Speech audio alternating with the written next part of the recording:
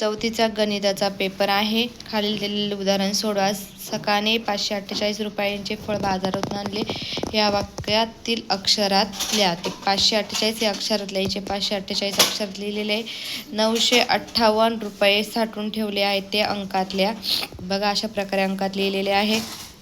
इथे 808 अधिक 37ची बेरीज करायची. 772 वजा 93ची वजाबाकी करायची. अशा प्रकारे इयत्ता चौथीचा पेपर आहे, त्याचा अभ्यास करा. पुढचा पेपर बघण्यासाठी चॅनलला सबस्क्राईब करा.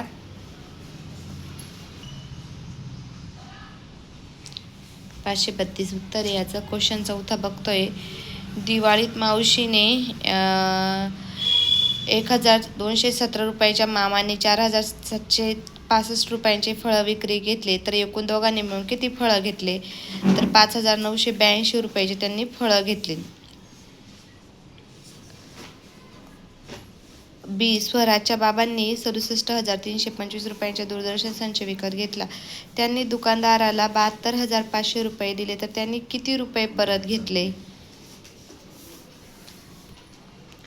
तुम्हाला प्रश्न व्यवस्थित दिलेला आहे, उत्तर पण व्यवस्थित डिटेल दिलेले आहे. त्याचा अभ्यास करा. पेपर चांगला लिहा. पेपरचा सराव करा आणि चॅनलला सबस्क्राईब करा, लाईक करा आणि बेल आयकॉनचं बटन पण दाबा, म्हणजे तुम्हाला पुढचं पेपर नोटिफिकेशन लगेच येईल. क्वेश्चन 6 बघा. त्यातलं अ, ब,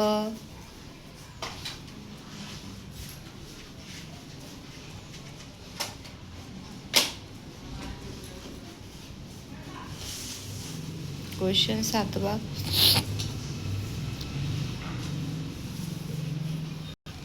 बचं उत्तर तुम्ही काढायचं. सोपं आहे ते. प्रश्न 8 बघा.